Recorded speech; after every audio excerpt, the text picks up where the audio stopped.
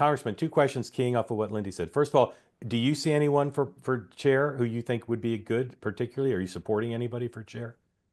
I'm not involved in it, but I will say that I think, there's a moment for somebody to come and help rebuild the party. And I think Martin O'Malley has done a good job doing turnaround gigs, and they're never fun Yeah. jobs. And he has done a good job of that in the past. And he has a record of turning agencies and other entities around. And I think he seems to be open to a lot of different voices.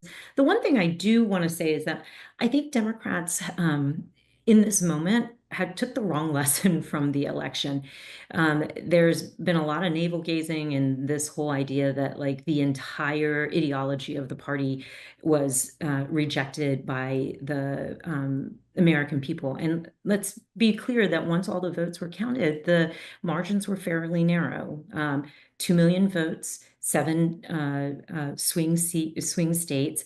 It's not as if it was the kind of sweeping mandate. It was ranked, what, 40 something, 50, almost 50th in the closest races in history. So it wasn't that. I think they need to be a bit more selective about what they blame, like what messages didn't work. Obviously, the far left messages did not work. And we have to come to a reckoning about Biden. Biden ran as a moderate and then governed like a progressive.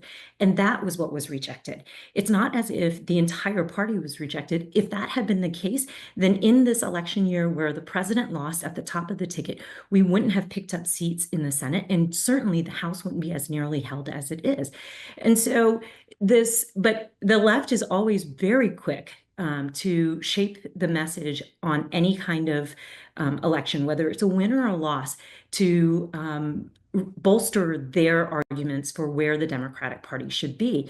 And, I think it's quite clear on the issues that mattered to the American people. The far left took the party to a place that was rejected by the American people. But that doesn't mean that the rest of the things that the values of the Democratic Party is being rejected. I mean, I'll say one last thing is that because you talked about the freeze on the federal funding, I think the federal judge saved Trump from having to suffer the consequences of his decisions.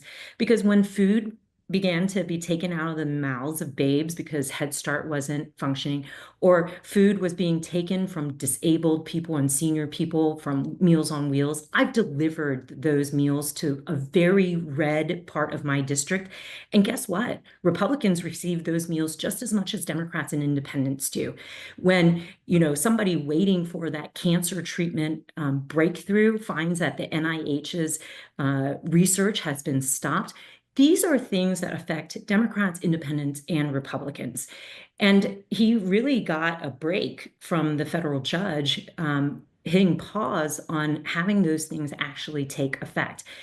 And Democrats stand for those working people. They stand for the disabled and for the people who need support. And I think the values still are core and work.